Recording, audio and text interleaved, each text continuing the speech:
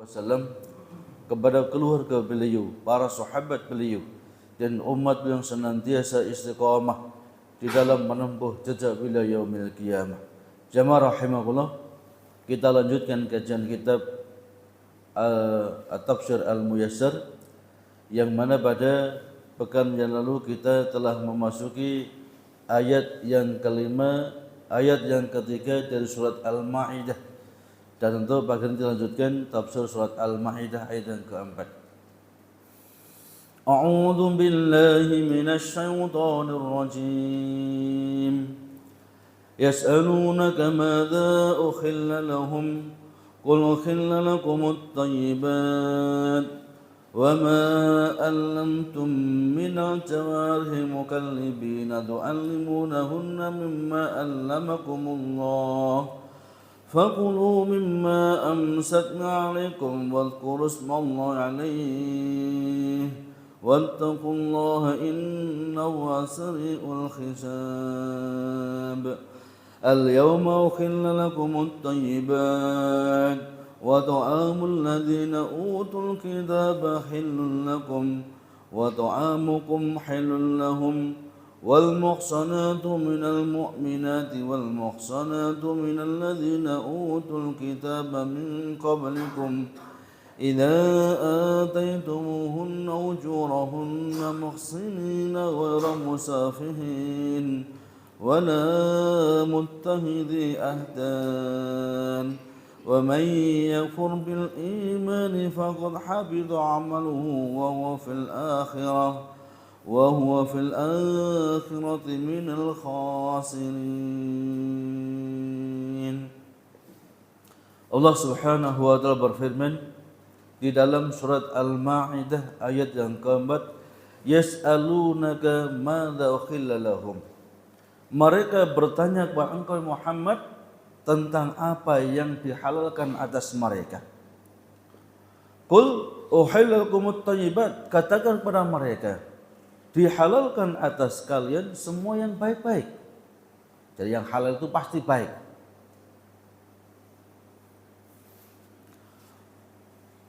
Wa ma alamtum minal jawarihi, dan apa yang ditangkap oleh hewan buruan yang telah engkau latih, mukallibina tu'allimunahunna mimma 'allamakumullah.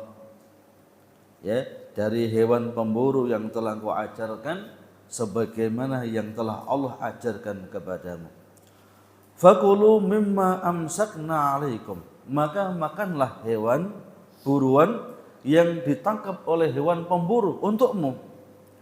Wadhkurusmallahi 'alaihi, dan sebutlah nama Allah ketika engkau hendak melepaskannya. Jadi kalau mungkin kita punya hewan buruan, mungkin anjing, mungkin yakni harimau, mungkin burung elang, ya. Itu sebelum dilepas kita bacakan bismillah, langsung dilepas. Wattaqullaha, dan bertakutlah kamu kepada Allah, bertakwalah engkau kepada Allah. Innallaha sari'ul hisab, sesungguhnya Allah Maha cepat perhitungannya. Yas'aluka ashabuka ayuhan nabi madza ukhilla lahum aqluhu. Sahabat-sahabatmu mereka bertanya kepada engkau wahai Rasulullah sallallahu alaihi wasallam, apa yang dihalalkan atas mereka untuk dimakan? Qul lahum, katakan kepada mereka, ukhilla lakumut thayyibat, dihalalkan atas kalian semua yang baik-baik. Jadi Allah Subhanahu wa taala jadikan bumi dan seluruh isinya ini untuk kita manusia, ya. Di mana itu sebagai sarana dan prasarana untuk kita beribadah kepada Allah. Maka dalam masalah makanan, minuman kita, ya, para ulama kita telah membuat suatu kaidah fikih yang sangat penting.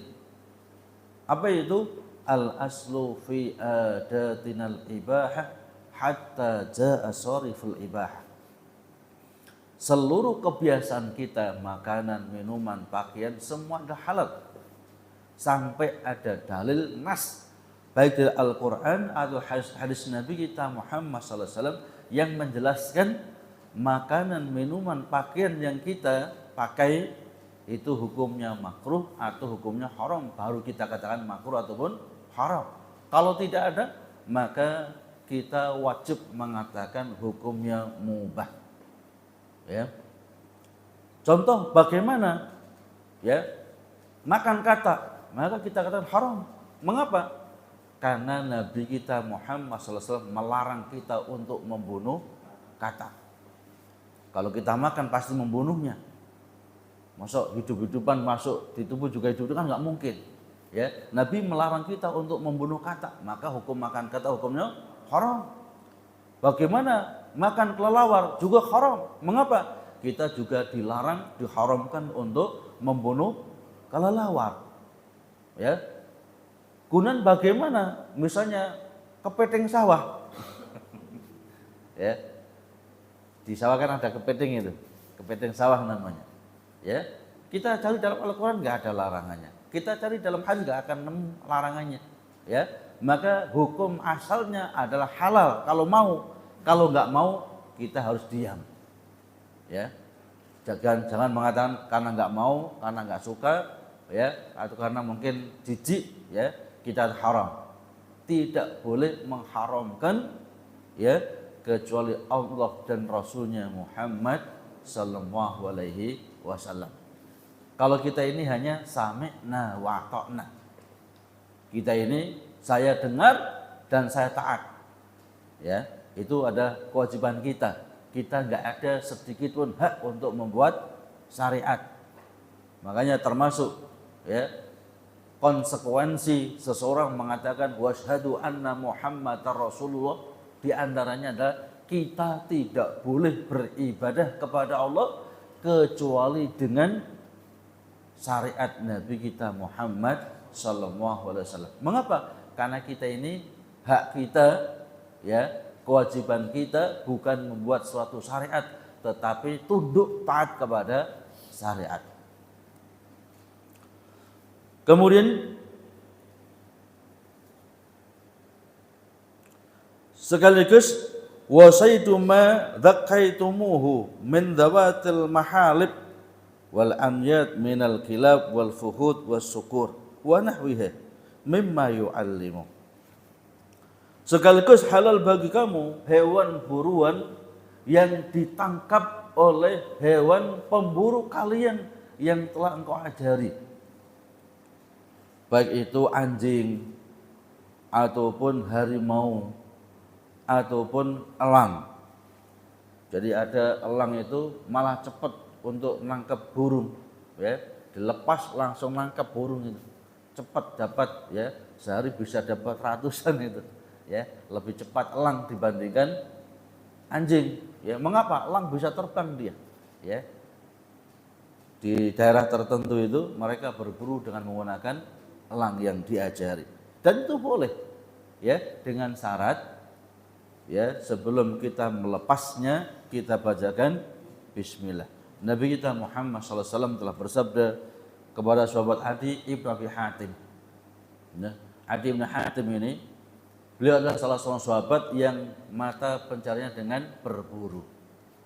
Maka Nabi bersabda kepadanya, "Idza arsalta kalbakal muhallam wa dzakarta asmaullah alaihi fakul." Ya, apabila engkau mengirim hewan anjing buruan yang telah engkau ajari, ya, hewan pemburu yang diajari itu, dia enggak akan memakan dari hewan buruan, enggak akan dilongi sudah, ya, diambil kepalanya tok atau mungkin kakinya, enggak. Dia hanya menangkapnya, ya, kemudian diberikan kepada majikannya. Ini adalah anjing yang diajari, ataupun mungkin harimau yang diajari, ataupun elang yang diajari. Maka bacakan sebelum melepasnya, bacakan bismillah. Maka beliau mengatakan, qultu wa in qatalna, ya Nabi, bagaimana kalau setelah saya lepas ternyata hewan buruan itu ditangkap, dibunuh? Maka Nabi katakan wa in qatalna, walaupun dia, ya, hewan buruan terbunuh halal selama telah dibacakan dengan bismillah. Ya. Tapi kalau datang kok masih hidup maka wajib disembelih.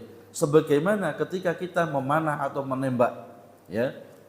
Nabi kita Muhammad sallallahu alaihi wasallam telah bersabda, "Idza ramaita bisahmika wadhkur ismallah alaih." Kalau engkau hendak memanah, ya, menembak, maka sebelum melepaskan anak panahmu, sebelum engkau menembak, ya, bacakan bismillah, ya, baru tembak der, ya.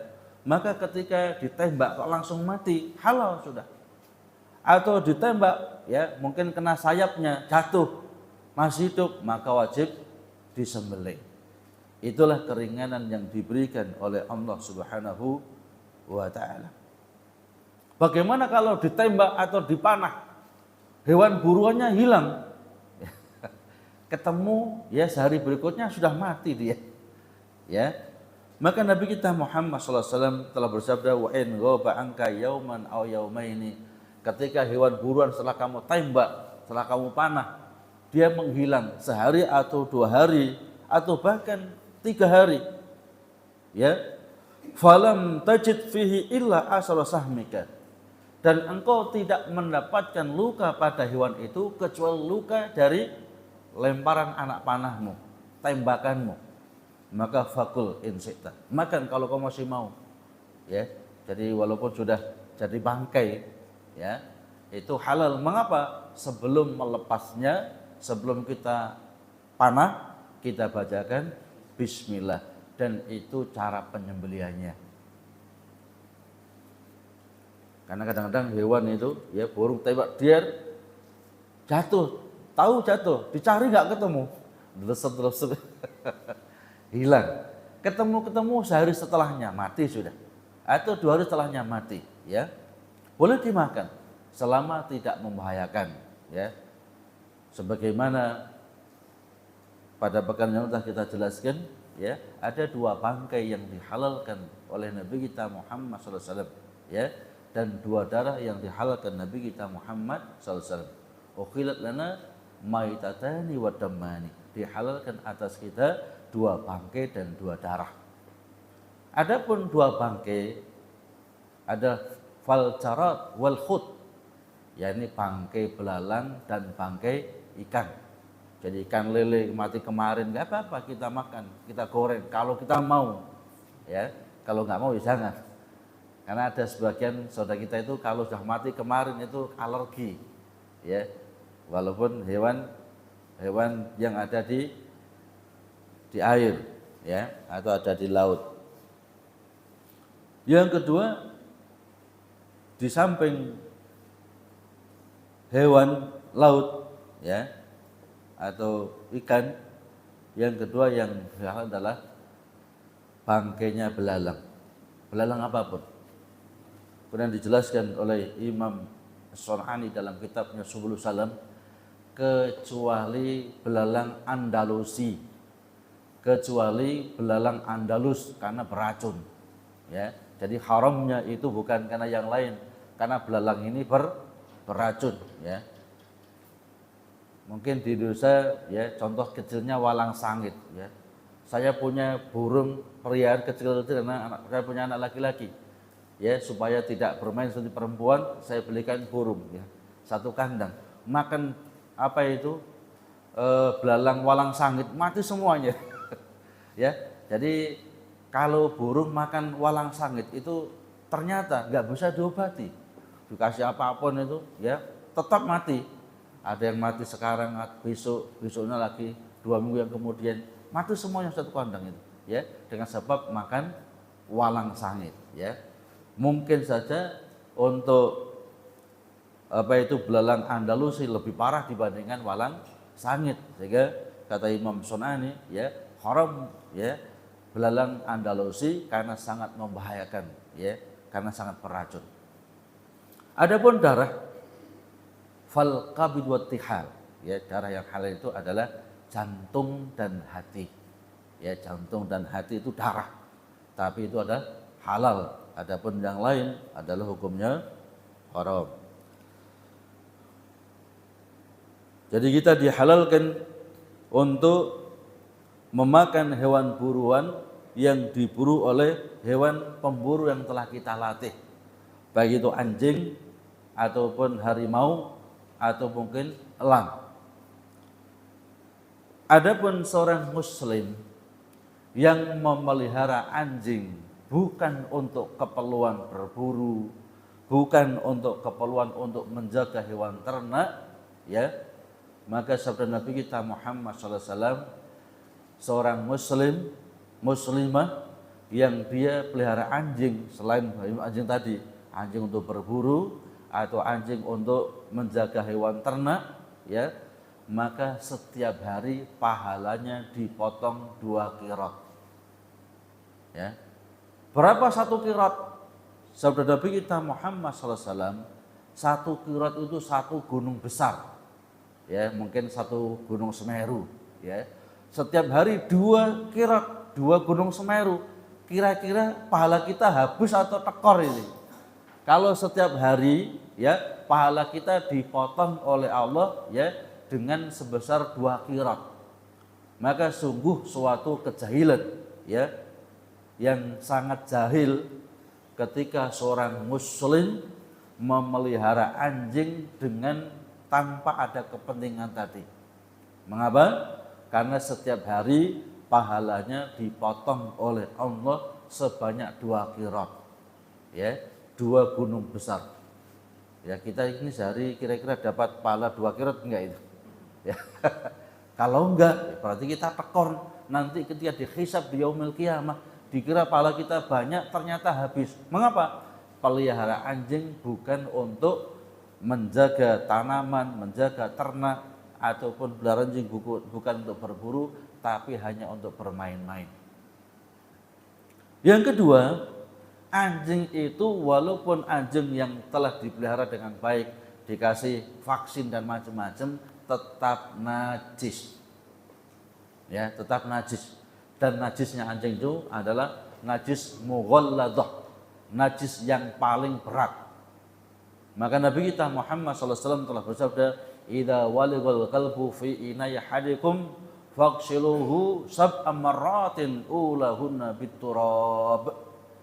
Apabila bejana kamu dijilat oleh anjing, maka cuci bejana sebanyak 7 kali. Enggak bisa 1 kali, 2 kali, 7 kali. Ulahunna biturab. Cucian yang pertama dengan menggunakan tanah.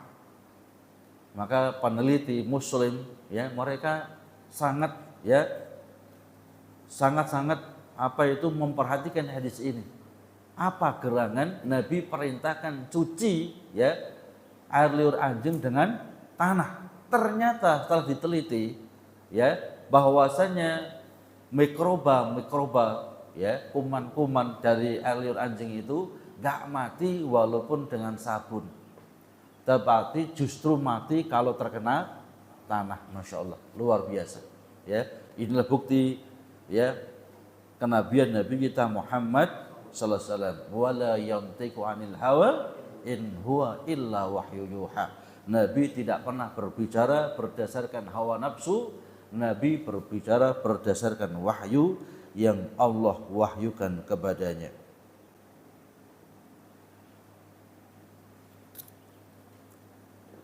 Maka fakulu mimma amsakna lakum wadhkur ismallahi inda irsaliha sayd. Maka makanlah hewan buruan yang itu ditangkap oleh hewan pemburu khusus untuk kamu. Jadi bukan dimakan untuk sendirinya, tapi ditangkap untuk kamu. Tapi dengan syarat sebelum melepasnya membacakan bismillah. Wa khafullaha fima amarakum bihi wa fima nahakum anhu. Maka takutlah kepada Allah terhadap perintah-perintah Allah yang Allah perintahkan kepadamu. Allah perintahkan kepada kita ketika kita berburu dengan hewan buruan, maka dibacakan bismillah, bacakan bismillah. Ya. Dan takutlah kepada Allah terhadap apa yang dilarang oleh Allah. Kita jauhi semua yang dilarang oleh Allah. Dan kita lakukan semua yang diperintahkan oleh Allah Subhanahu wa ta'ala. Innallaha sari'ul hisab, sesungguhnya Allah Maha cepat perhitungannya. Jadi ketika kita durhaka kepada Allah, ya, Allah akan menghisab, ya, bahkan bisa memberikan hukuman ketika kita masih di dunia. Karena hakikatnya musibah-musibah yang ada di dunia itu hakikatnya adalah sebab ulah perbuatan manusia, ya, sampai ketika kita ini, ya, gak dikasih curah hujan, itu pun dengan sebab dosa manusia. Nabi kita Muhammad SAW telah bersabda dalam hadis riwayat Imam Abu Daud, wa ma muni'ul qatru minas sama, ya, kata Nabi kita Muhammad SAW, walam yamna'u zakata amwalihim. Kalau orang-orang muslim yang kaya itu sudah nggak mau keluarkan zakatnya, ya, jadi zakat malnya sudah nggak mau dikeluarkan, padahal dia adalah orang yang kaya, yang memang wajib untuk zakat, keluarkan zakat malnya, ya. Apa zakat mal? Zakat berkaitan harta kita, ya, mungkin bisa dari nabat, tanaman kita, mungkin bisa dari ternak kita, ya, atau mungkin dari perdagangan kita, tijarah. Ya, dan itu telah ditentukan oleh Nabi kita Muhammad SAW, ya, termasuk tijarah, perdagangan itu 2,5%-nya, ya, termasuk tanam-tanaman, ya. Kalau tanaman itu dengan tada hujan, artinya hidupnya tanaman itu dengan menggunakan air hujan, ya, bukan dengan ongkos yang lain, maka 10%, tapi dengan ketika harus didesel, disanyu dan macam-macam, maka 5%, ya. Adapun untuk apa itu barang temuan, ya, kalau bahasa kita itu harta karun, ya, kita waktu gali-gali di sawah nemu emas 1 kilo maka zakatnya 20%, ya. Jadi kalau 1 kilo, ya, berarti harus keluarkan 2 on, ya, 2 on keluarkan, ya, sisanya untuk kepentingan kita. Itu kalau harta temuan, ya. Kalau bahasa kita adalah harta karun. Bagaimana kalau tambang? Ya, tambang itu 2,5%. Ya, mengapa? Tambang itu butuh biaya banyak, ya. Sebagaimana kita ini tanam padi dan macam-macam, ya, maka tambang pun juga 2,5%, dan itu telah dijelaskan rinci dalam hadis Nabi kita Muhammad sallallahu alaihi wasallam. Ustaz, bagaimana kalau kambing hanya punya 10, nggak ada zakat, berarti masih miskin, ya. Jadi ada ketentuannya itu. Kalau, ya, sekian baru sekian. Bagaimana kalau punya sapi baru 5, nggak ada zakatnya, ya, karena itu masih miskin, ya. Jadi apa itu zakat itu? Kata Nabi kita Muhammad SAW, tu'khadhu min aghniyahim wa turaddu ila fuqaraihim. Dikeluarkan dari orang yang kaya, diberikan kepada yang miskin. Itulah sosialnya Islam. Maka Allah Subhanahu wa taala berfirman dalam surat Taubah itu, khudh min amwalihim shadaqatan tutahhiruhum wa tuzakkihim biha. Ambil dari harta mereka orang kaya zakatnya untuk mensucikan dosa-dosa mereka dan membersihkan harta mereka. Jadi zakat itu tujuannya untuk mensucikan dosa kita dan membersihkan harta kita. Mengapa? Karena mesti dalam harta itu tercampur yang subuhat atau mungkin yang haram, dibersihkan dengan zakat. Ya, seperti kita ini kalau punya air, ya, dibersihkan dengan dikuras, ya. Kalau nggak pernah dikuras, ya, jeding nggak pernah dikuras, ya, ini mesti kotor dia. Kelanjutan ayat. Al-yauma uhilla lakumut thayyibat. Pada hari ini telah dihalalkan untukmu semua yang baik-baik. Wa ta'amul ladzina utul kitab hillul lakum. Makanan sembelian orang-orang ahli kitab, ya, makanan sembelian orang-orang Yahudi, orang-orang Nasrani itu hillul lakum, halal bagi kalian. Jadi yang ada kekhususan dari kalangan orang kafir itu hanya 2. Siapa mereka? Ahlul kitab, Yahudi dan Nasrani. Itu diberikan kekhususan oleh Allah Subhanahu wa taala. Karena memang Yahudi dan Nasrani itu termasuk agama samawi, agama dari langit, agama dari wahyu Allah Subhanahu wa taala. Cuman sayangnya sudah banyak dirombak, ya, sudah banyak dipalsukan, ya. Termasuk bukti pemalsuan, ya. Yahudi Nasrani itu diwajibkan puasa Ramadan. Sekarang masih ada yang puasa Ramadan Yahudi Nasrani? Kan nggak ada itu, ya. Mereka Yahudi Nasrani itu diwajibkan sholat sehari semalam dalam 50 kali waktu. Bukan hari Minggu saja atau hari Sabtu saja, tapi sehari semalam itu 50 kali waktu, ya. Dan kita kaum muslimin diwajibkan oleh 5 kali waktu. Wa ta'amukum halal lahum, dan makanan kalian kaum muslimin ini halal bagi mereka ahlul kitab. Wal muhsanatu minal mu'minat, dan boleh halal atas kalian untuk menikahi wanita-wanita yang menjaga kehormatannya dari wanita-wanita mukminat. Jadi kita dihalalkan untuk menikahi wanita-wanita mukminat yang menjaga kehormatannya, bukan pelacur. Wal muhsanatu minal ladzina utul kitab min qablikum, dan juga kita laki-laki muslim itu dihalalkan untuk menikahi, ya, wanita-wanita yang menjaga kehormatannya dari wanita-wanita ahlul kitab, Yahudi dan Nasrani. Ayatnya jelas. Seorang muslim laki-laki boleh menikah dengan wanita ahlul kitab, baik Yahudi ataupun Nasrani, ya. Cuman, ya, muslimah sangat banyak, mengapa harus cari, ya, Yahudi ataupun Nasrani, ya. Di zaman sahabat Umar bin Khattab, gubernur di Syam yang bernama sahabat Muawiyah ini menikahi wanita Yahudi, ya, wanita sangat cantik, ya, paling cantik seluruh Syam, ya. Syam itu kalau sekarang ini negara Syria, ya, dan semuanya itu. Maka Umar bin Khattab sebagai Amirul Mukminin belum mengirim surat kepada gubernurnya. Jadi Islam itu luar biasa, ya. Gubernur saja kekuasaannya itu, ya, Syam itu Syria, Palestina, ya, Damaskus, semuanya itu Syam semuanya itu gubernur, ya. Apa maksudnya? Islam itu kekuasaannya mendunia waktu itu, ya. Bahkan ketika Raja Sulaiman yang ada di Turki itu, ya, sepertiga dunia itu dikuasai kaum muslimin, ya. Ottoman, ya. Dari apa itu Ottoman. Islam luar biasa, dari Utsmani, ya.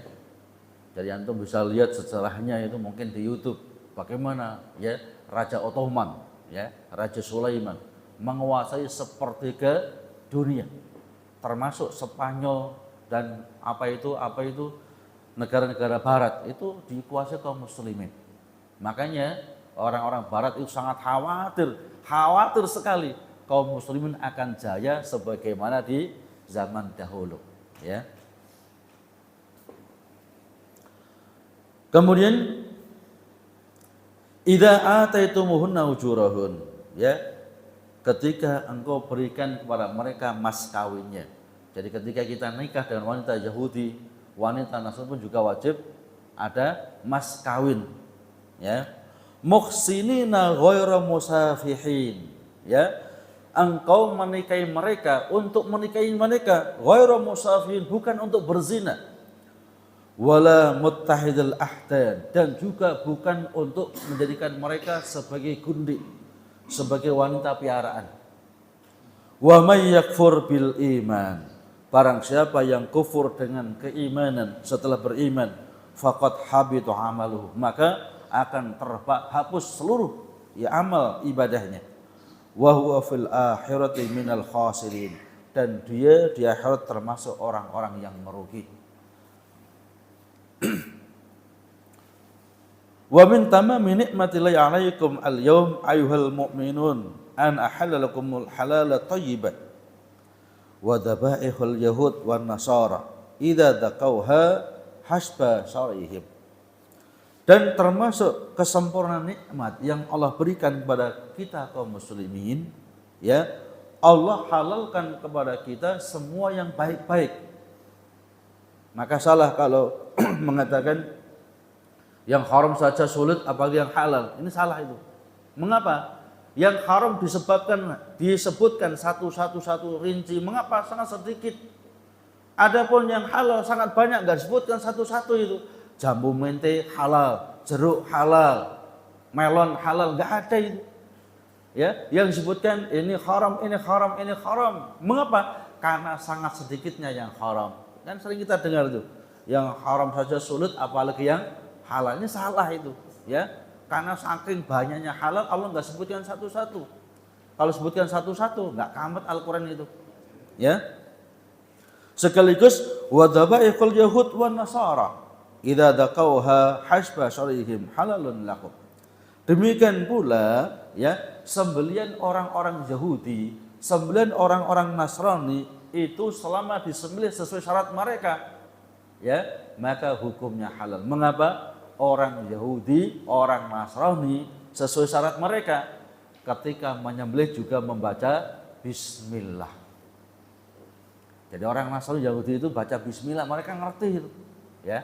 Kalau memang masih sesuai dengan kitab mereka, ya, bahkan mereka juga bisa mengatakan amin, ya kan, kabulkanlah permohonan kami, karena memang agama samawi, ya. Yahudi dan Nasrani ini bukan agama buatan manusia, tapi memang agama dari Allah Subhanahu wa taala. Mengapa Allah turunkan, ya, agama Islam? Mengapa Allah turunkan Al-Qur'an? Allah sebutkan dalam Al-Qur'an wa muhaiminan alaih. Ya, Allah turunkan Al-Qur'an itu menghapus hukum-hukum yang ada pada kitab-kitab yang terdahulu. Allah turunkan agama Islam itu menghapus seluruh agama-agama yang telah lalu. Makanya kalau hari ini setelah Nabi kita Muhammad SAW diutus oleh Allah, orang tidak menganut agama Islam namanya kafir. Ya. Apa boleh disebut non muslim? Ya boleh, pasti. Tapi Allah sebut dalam Al-Qur'an kafir. Sampai Allah sebutkan surat Al-Kafirun, ya kan? Kan enggak ada surat non muslim, kan enggak ada itu. Surat Al-Kafirun, ya.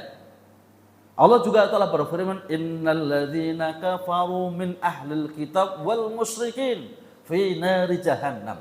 Sesungguhnya orang-orang kafir yang mana mereka terdiri dari orang-orang ahli kitab. Siapa ahli kitab? Yahudi dan Nasrani. Dan orang-orang musyrik mereka kekal di neraka jahanam. Ini firman Allah loh. Bukan, ya, bukan ucapan ulama, bukan sabda Nabi, tapi langsung firman Allah Subhanahu wa taala. Jadi Allah sebut orang kafir. Kalau enggak masuk Islam itu kafir. Itu adalah firman Allah dalam Al-Qur'an, bahkan disebut dalam surat, ya, ada surat Al-Kafirun, ya. Ya ayyuhal kafirun, ya kan? La a'budu ma ta'budun wala antum 'abiduna ma a'bud, ya. Bahkan sunnah kalau kita sholat 2 rakaat fajar itu, 2 rakaat sebelum salat subuh, sunnahnya, ya, untuk rakaat pertama baca qul ya ayyuhal kafirun. Untuk yang kedua, rakaat yang kedua baca qul huwallahu ahad. Ini akidah kita itu. Qul huwallahu ahad. Allah itu esa. Allahus samad. Allah tempat kita bergantung. Lam yalid wa lam yulad. Allah tidak dilahirkan, Allah juga enggak melahirkan. Wa lam yakul lahu kufuwan ahad. Supaya akidah ini lurus kita ini, ya. Kadang ada acara tertentu, ya. Yang apa itu adalah suatu peringatan lahirnya anak Allah, kita ikut-ikut, ya bahaya ini. Mengapa? Ya, bukan karena kita ini bukan orang yang tidak, ya, tidak mau sosial. Kalau masalah keyakinan lakum dinukum waliyatin. Kalau bisnis silahkan, ya. Kalau mau bermasyarakat boleh silahkan. Tapi kalau masalah keyakinan, keimanan lakum dinukum waliyatin, jangan dicampur-campur, ya. Ya kalau gaduh-gaduh, campur-campur enak itu, ya. Ada di situ, ya, kubis, ada macam-macam, dicampur-campur enak. Ya kalau agama dicampur-campur, ya ini bisa munafik i'tiqadi, hukumnya murtad. Allah telah berfirman, innal munafiqina fi daril asfali minan nar. Orang-orang munafik itu letaknya di neraka yang paling bawah. Ya, bukan neraka yang atas tapi yang paling bawah, yang paling keras, yang paling berat.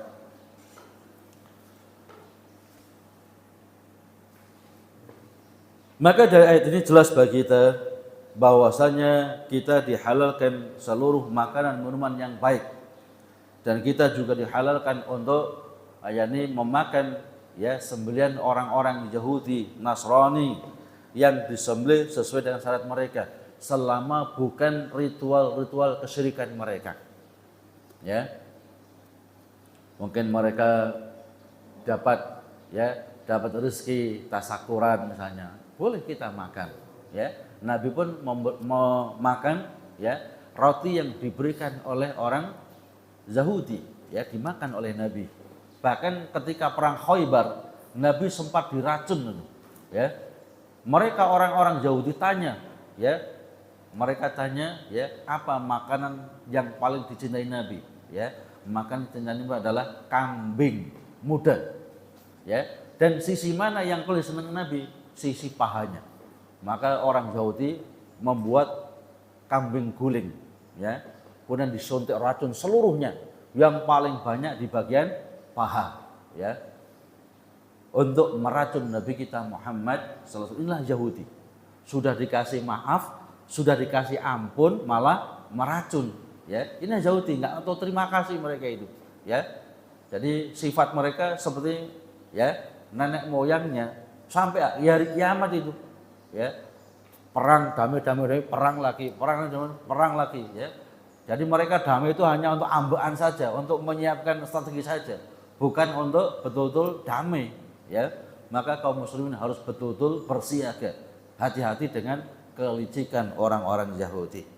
Sekaligus kita seorang muslim laki-laki dihalalkan untuk menikahi wanita Yahudi dan wanita Nasrani.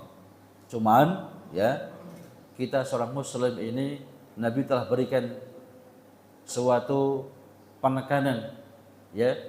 Sabda Nabi kita Muhammad sallallahu alaihi wasallam, takhayyaru linutfikum fankihul akfa.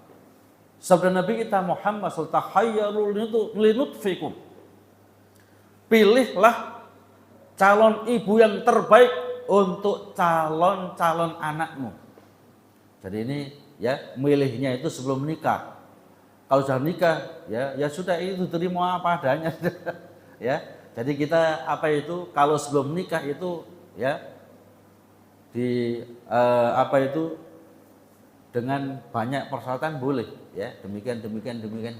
Kalau sudah nikah ya diterima apa adanya, ya. Sudah nikah nanti kriteria saya gini ya kedaluarsa. Ya. Nabi sabdakan takhayyaru linutfikum, pilihlah wanita yang terbaik, calon ibu yang terbaik untuk calon anak-anakmu. Fankihul akfa, maka nikahilah wanita yang sepadan denganmu, ya, agamanya, akhlaknya, ya. Sepadan ini bukan karena hartanya, bukan, tapi sepadan dalam masalah agamanya, akhlaknya, budi pekertinya. Jamaah rahimakumullah, mungkin waktu telah habis. Kita sampai ayat yang kelima, ya, dari surat Al-Maidah. Mudah-mudahan bermanfaat. Kita tutup dengan doa kafaratul majlis. Subhanaka Allahumma hamdika asyhadu an la ilaha illa anta astaghfiruka wa atubu ilaik. Assalamualaikum warahmatullahi wabarakatuh.